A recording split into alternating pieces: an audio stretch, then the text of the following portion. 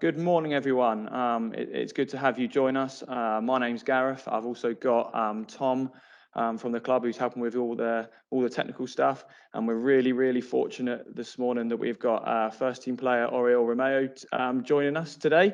Oriol's made nearly 200 appearances for the club, scoring 5 goals. And he joined the club in 2015, if I'm right. Is all that right, Oriol? Yeah, I would say so. Yeah. All good stuff.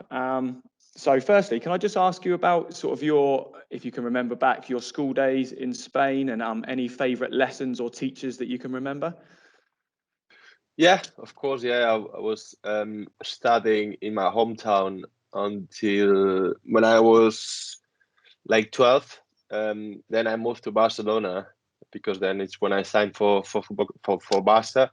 And yeah, then I had to change my team, my roommates, class roommates, and that was a big change, massive. Like I was from a small town, 7,000 people, to moving to the big city. It was a big change, but even though I still managed to do my best in school, I started university, and then I had to move to the UK when I was 19, and I had to stop. But yeah, my family always told me to make sure that education was first, and I was always trying to get all the years passed and with good notes and with good marks. So then, if football didn't work out, I always had another option to carry on with my life. Brilliant. Yeah, that's obviously a really good plan. And was there any other subjects that you enjoyed other than sport? Was there any other subjects you enjoyed studying? I guess it depends on the teachers, but I really enjoyed math. We had a very good teacher, and I also, when I moved to Barcelona, we had a very good teacher as well about history. Um, yeah, there were a few. I wasn't very good at Spanish. I mean, the languages weren't my best. But now when I moved to the UK, I had to learn English and I had to improve a lot. So in the end, I could sort it out.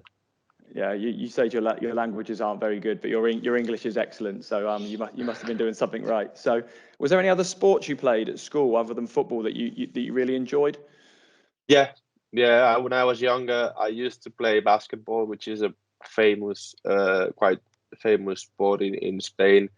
I used to play table tennis. I used to play chess. We had before and after we had some extra hours that we would do at different sports, and those were the main ones. And I remember enjoying it. I really loved table tennis. I also loved tennis, although I started a bit when I was a bit older, but I did play a lot of tennis recently. Chess was in school, we learned it, but my grandfather, he loved it, and we used to play a lot. And then the other one was basketball that I said in the first place, yes, and football. Of course, football was always there. I used to play in school, after school, before I went to bed. As soon as I woke up, I always used to have a ball by my side, and I always used to play a lot. Yeah, you mentioned table tennis. I know like quite a few of the professional clubs, the players like the table tennis. Is there a table tennis championships at Southampton, and who's the best player if so? There's no championship yet, and I know that the gaffer, our manager, loves it as well, and we've played a few matches. I don't know who is the best. I remember when we went to Scotland last summer, and we played some matches because we had a table tennis, and yeah, I don't know who would win it, but I will probably be up there. I mean, I love playing, and I haven't found many teammates that can beat me right now. But it's a sport that I love, and I enjoy playing, and it's good to have fun and to do something different every now and then.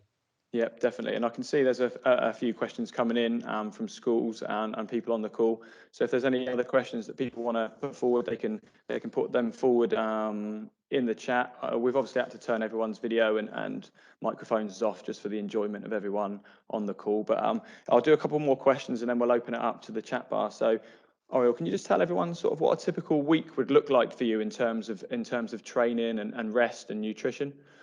Yeah, yeah.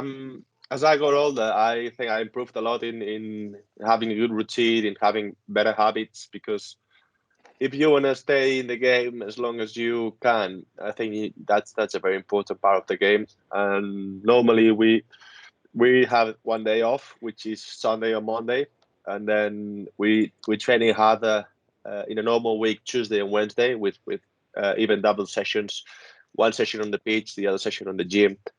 Um, a lighter session on Thursday, because then you need to bring down a little bit the load and make sure the legs are ready for the game on Saturday. Friday is more preparing session for the game, like more tactical stuff, set pieces, team meetings where you see who you're gonna face, what they're gonna do, what things we need to do to exploit their weaknesses. And Saturday is the game. Sunday normally is a recovery day. In terms of nutrition, I've been working with a nutritionist for I'd say 2 years now, and I think I've felt a lot better.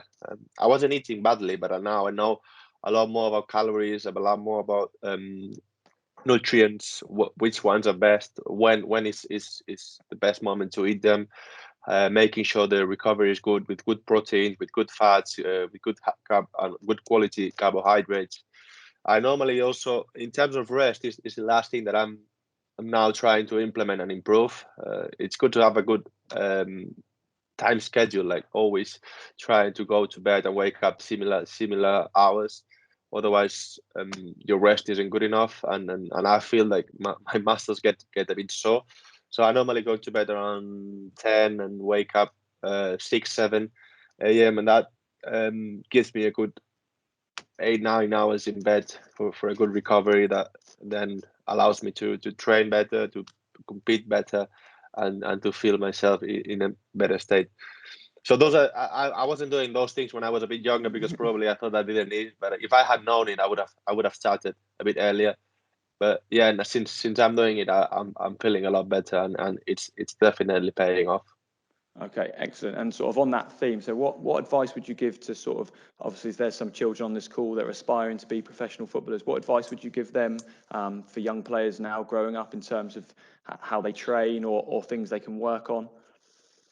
Yeah, the main thing when I was younger, and I would still see now, it's a period where you have to have fun whilst you play. I love playing football because I loved it, because having the ball and being with my teammates was the best thing I could do. I always tried to be a good teammate as well. I always tried to be respectful, even though I had remember a year when I was 10, 11 years old, I was already in Espanyol, and was a good team in Barcelona, but I wasn't playing much, and I always tried to be um, respectful to the manager's decisions, to my teammates, and I always waited for my chance. That's how my family has told me to do it, and I always think it's the right thing to do. Also, yeah, making sure you do the right thing. In football, I've learned a lot more things, um, like knowing what's your role, um, helping each other, being there for them when they need you. It's a lot more important than the winning or losing sometimes. So that's something that as a young kid you have to have, because not everyone can become professional. But if you already learn those things from playing a sport game, you probably get a good outcome from your experiences playing football. Excellent. And what age did you what did you want to become a professional footballer? Was that from a really young age? I always dreamed of being a professional football. I always was something that was there, but to be honest, until I got the chance to get there, because yeah, I got into a very good academy, Barca academy from a young age, but it's still from my team when we were 13 or 14 years old. There's maybe two or three players that made it, and although you were there, it's really hard to make it happen. So as I grew older, as I had more chances, then I found that I really had a chance.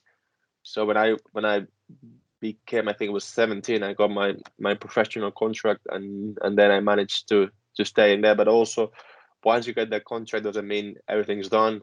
It's just starting, and then you still have a lot more way to go, a long way to go. And I always I've been very demanding with myself, always trying to be as good as I could, and that's allowed me to get there. But yeah, being or finding the moment to become professional has been more a consequence of doing the right thing every day than really an aim. I was enjoying playing football. I was enjoying competing with my uh, opponents, and that allowed me to get there in the end. Thank you. And if you didn't become a professional footballer, what other job would you like to do, or what other job was there when you were growing up that you thought you'd like? Yeah, it's a good question. I've always been very active, and I love doing sports. So probably anything related to sports, which is something that I think I can do well. But also I love um, like educating myself and getting better at things. I love psychology. I love things about science. So it depends on what I can do best. But I would have always tried to find a way to feel kind of fulfilled with myself and in something that I enjoy doing. I know it's not that easy sometimes to find that hobby or that thing that you can have as a job, but there were a few things that I like doing, and I probably would have found one of them. I would say normally related to as a sports psychologist or even more active role in sports, so something related to that. Excellent. And one of the questions that's come in on the chat is, would you like to become a coach or a manager after you finished playing? Was that something that interests you? It would, but it depends then how good you are as well, because you can try to be a good manager, but if once you start coaching, you're not good enough, then you won't last very long. So it's something that I've been thinking about for a long time, and even when I've been lucky enough to have very good managers, and I've been always trying to see with things I would keep for myself, or which city things are good for a coach. Even some exercises, tactical work that we've done over the last few years, if there's some good ideas, I try to keep them. Yeah, it's something that is there, and I will probably try it, but then I need to see whether I'm good enough or not. Okay, guys, I can see that people have got their hands up on the screen. If you can, obviously we've had to turn the mics and cameras off. If you can post some questions in the chat, and I'll try and get get through as many as I can. So thanks for that. Someone else has asked, what qualities do you need to be a professional footballer? What are the main qualities you think you need? Um, I would sum it up with three or four things. First of all, you need to have the skills. Without skills, you can work as much as you want, but you won't get there. So you have to have something within yourself that allows you to improve better, to get stronger, to have that talent that you need.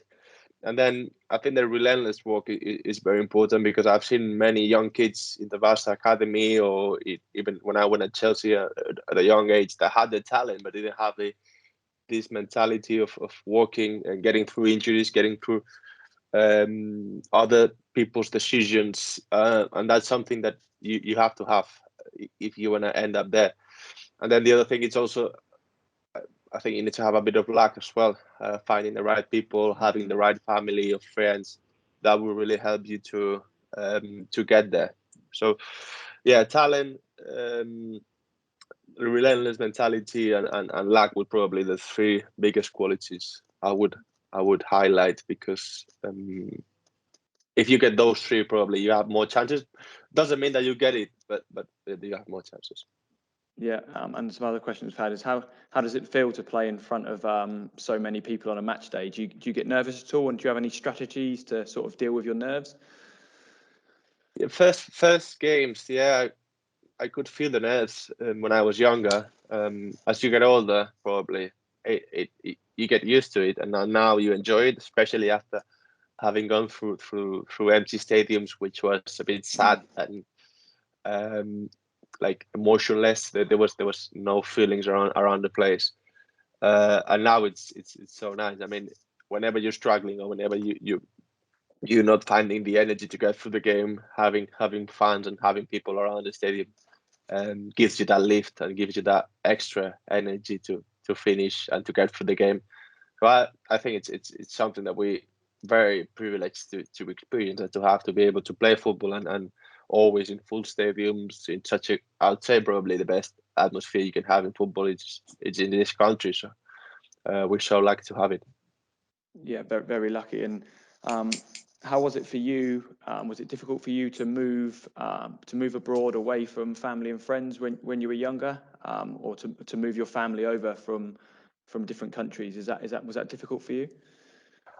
It was a a step that I had to take, because coming from Spain to the UK was a big step. But because I knew I had to do it, I didn't find it really hard. I also was quite lucky to have Mata when I moved to Chelsea at 19. Mata also joined us a week after I signed for them, and having someone with me like him was really helpful. We lived in the same building. We spent many hours together. He was on his own. I was on my own. So we managed to help each other, and it was so good to have him by my side at that time. Okay, and who would you say is your best friend in football or at the club? Have you got someone that you keep in contact with from when you were back in your playing days, or have you got who's your best friend in football? I have a few. I have a few. When I was in in the academy or in Barca youth, I guy called Bartra plays for Betis now, centre back. He played for Dortmund for a couple of years. Is a very good friend of mine. From Southampton, Maya comes to my mind. Maya Yoshida, really good guy. Always there, always smiling. We're still in touch. Then Matt, of course, from Chelsea was a good guy. Also, Prowsey from Southampton. No, I've been very lucky to have such a good guys, and in football you can have sometimes the nicest thing is the relationships you build throughout those years, and I've been lucky enough to be able to get those friendships that I know that will last for longer than my career. Excellent, really, really good answer. And one of the questions that's just come in is after your playing days are finished, would you stay in England or would you like to head back to Spain and Yeah, finish there? that's a question I cannot answer. I don't know. It depends on the options. Depends on my family as well. They're happy here at the moment. They're enjoying it. But if my wife wants to work in Spain, or I don't know, or she wants to stay here, or the kids want to go back, it will. I will have to probably sit down with them and see what's the best option. Also, my job options. Are we gonna have more options here or in Spain? We like both countries, so we're not like here or there. We're quite flexible in that way, and that's a decision that will have to be made further down the line whenever we get there. At the moment, I want to go a little bit year by year and enjoy playing football, and whenever we get there, we'll decide it. Excellent. And the other question is, we had come in, other than Saints, do you follow? Is there another football team you support? I would say Barca, yeah, because I'm from there, and I played for them, and I always liked it, yeah. Okay. And some of the other questions that we've had coming in is, which boots do you wear? Some of the children are obviously really into Yeah, their football boots. So which boots do you currently wear? yeah. I've been always wearing Nike, the Tiempo ones, but since lockdown, or yeah, a little bit before lockdown, Nike decided to cut off some of the deliveries. So Okay. then I called Maya because he's got Mizuno deal. She's got a deal with Mizuno. And I asked him whether he could get me some boots to try them on. I love them. I think they are the most comfortable boots I've had. And since then, I've been having Mizuno boots, which is a Japanese brand that Yeah. I remember because Rivaldo, who played for Barca, he Yeah. used to wear them. Some younger kids may not have heard of them, but they're very good. They're very comfortable, and I'm really pleased with them. Okay. Excellent. And what's the best stadium you've ever played in? I have to say St Mary's, don't I? Yeah. Yeah. Apart from St Mary's, in I played in the New Camp but against Barca. I played in this White Hart Lane, which is the Tottenham Stadium before, which was really nice. Atletico Madrid Stadium, really nice. The Bayern Munich, I can't remember how it's called now. And here in England, I would choose probably Anfield, Old Trafford, the ones that bring you most memories and most feelings. Probably, yeah, I would choose those ones. Okay, and sort of saying those teams and those Premier League teams, who do you find is the toughest opponent, sort of the player that who's the toughest opponent in the Premier League that you've played against? I remember when Hazard was playing for Chelsea, he was always very difficult to read his moves. He was always with that low gravity and fast and strong legs. It was very hard to get the ball from him. And then you got also De Bruyne, who can play both feet, find a great pass, short one or long. He's got so many different options that it's very hard to read him as well. Who else? I remember also Dembele from Tottenham. He was a very good player. He always used to do the same move, but he was so strong and was really a tough player to play against. Diego Costa, Lukaku. Yeah, I mean the Premier League has so many strong players that you have to face week in, week out, and it's not a tough. Well, it is a tough thing, but it's also a challenge and a nice thing to do to be able to play against them. It makes you happier and makes you go even more, and you enjoy it as a player. Okay, and who's the best player you've played with in your career, would you say? When my Barca debut, when I made my debut for Barca, Messi came on 20 minutes, so I was lucky enough to play with him. Therefore, although it was only 20 minutes, I have to say Messi. He was coming from Argentina, I think he was coming a bit later. It was summer, and he had to stay a bit longer there because they had a cap in the summer, and he had shorter vacations, holidays, and he came on, played 20 minutes, and he was a bit. You could see he was still a bit tired, but he still managed to get through people, create chances. He's just. I think he's got a different brain, or he sees things differently than we do. It looks easy from TV, but it's speed in decisions, in dribbling, in everything he does. I've never seen anything like it. Yeah, amazing footballer. And what is there a game in your career that stands out as your favourite game that you've ever played in, or the best game you've played in? Do you have one that stands out in your memory? Yeah, there are a few games that I really enjoyed. I think one of them was the semi-final against Liverpool, cup final, when we won there, and we got to the cup final at Wembley. That was a great one. Also, when I was in Valencia, we played against Barca away, and we won there 3-2. And I remember that game, and I enjoyed it a lot as well. Yeah, I mean, I've been also doing these years to beat. I've been lucky enough to beat very strong teams, and those ones are the victories that you always remember, and they always stay in the back of your mind. Good stuff. And we've had a question come in. We get this quite a lot from the children that we see. Do you play FIFA? I used to play a lot. Yeah, I used to play. Now that we're busier and we have a dog and a kid, it's a bit harder. But I used to play with friends a lot. Yeah, not now. I don't play now as much as I used to. Okay, excellent. And one of the other questions that's come in is how are you finding, or do you have any dealings with the women's football team at the club, and do you follow their results at all? How the women's team are getting on? Through the website, I can see a little bit, but because I'm not getting much. I used to be on Instagram, and now I cut off nearly all social media, and we said Willy Caballero, and I found out yesterday when I walked into the dressing room. Yeah, sometimes these things happen with social media.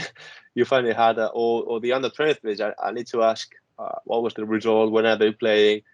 Otherwise you don't get to know many things. But I try to follow on the training fields. I try to follow the girls of the club, and yeah, you always wanted to do well and hopefully to be successful. Yeah, one of the questions that's come in from one of the classes is: do you ever disagree with any of your teammates, or do you have any arguments with your teammates? And if so, how do you sort of resolve any conflict in the team? That's a good question. That's a very good question. There's always whenever there's a group of people, there's always disagreements, and you cannot agree with everything. But then I think with year and experience, you get to know how to deal with people. And the answer to this is depends on who you're disagreeing with. You need to do it one way or the other.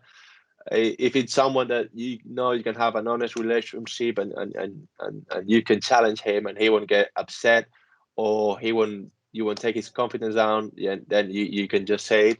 If it's someone that it's probably a bit younger and doesn't have the experience, and then you see he's doing something wrong, I think then you need to go and talk individually, not to challenge him in front of everyone, because then you can damage his confidence and that will affect his game. So I guess the answer there is trying to understand the person that's saying that comment and doing or having that behavior, and then assess it properly. Not to be too emotional sometimes, because that can go the other way around. Yeah, that's a really good advice, not only for children but for adults as well. I'm just trying to get through as many of the questions that have come in. Who's the best coach you've worked with, and is there any particular drills you like doing in training at the moment? The best coach, I loved Luis Enrique. I was with him at Barca B, like the second team from Barca for 2 years. Now he's the Spanish national coach, and he was amazing. He was really good. How much he demanded from us, how much I learned with him, and I will always have a very good memory of working with him. And drills that I like, I love passing drills. I love ball possessions. I love small sided game. Probably anything related with the football makes me happy and makes me enjoy it. Good stuff. And then, have you ever had a serious injury? And if so, how did you deal with that? Yeah, I had when I was 21, 22, sorry. I had already gone through 3 surgeries on the same knee. One of them was a long term. The other 2 were 3 to 4 months. And at that point, I was a bit insecure with my leg, because it was the right knee, and 3 surgeries within, I think it was 4 years, was making me think, oh, every 6 months I get a surgery, and then it makes me stop again. So then I was hesitating or doubting myself whether I was going to be able to cope with the intensity, with everything that professional football is throwing at you. But yeah, I could get through this. I tried to get a stronger leg. I tried to do some extra work, and since then, I only had an injury last season where I had a bone fracture on my ankle, but it was luckily very well healed. And this season I'm not feeling anything, so it's recovered very well. And those things, as you play football and as you always probably in a position where you have to face those moments, and they're part of your career, and you just need to get through them and recover from injuries as good as you can. Excellent.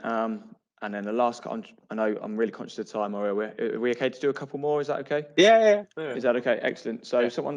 We've had, obviously you mentioned social media earlier. Have you ever have you experienced any problems on social media? And if so, how do you or the other players deal with that? We had I haven't well, apart from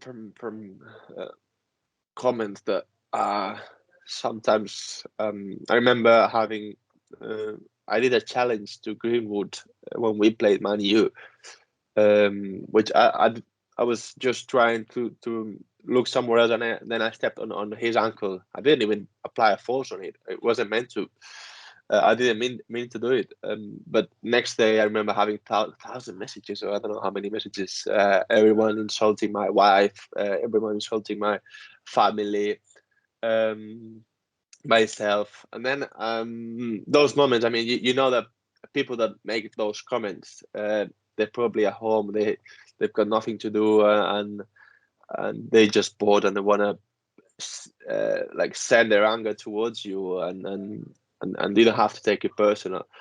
But when those things happen, you just need to be a little bit move away from it, not let it affect you. And it's always behind the phone when someone's brave enough to say things. It rarely happens that someone comes to you and says really things like that. So I guess that's the negative part from social media. It has some other things that are good, but you need to we need to be quite careful with the way we use it.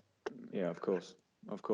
And then last question. Obviously, we've got lots of school children on here. Some will like sport and football. Some won't. Some will have other interests and want to be their best they can. What advice would you give all the children on here to be the best they can? Yeah, that's a good question.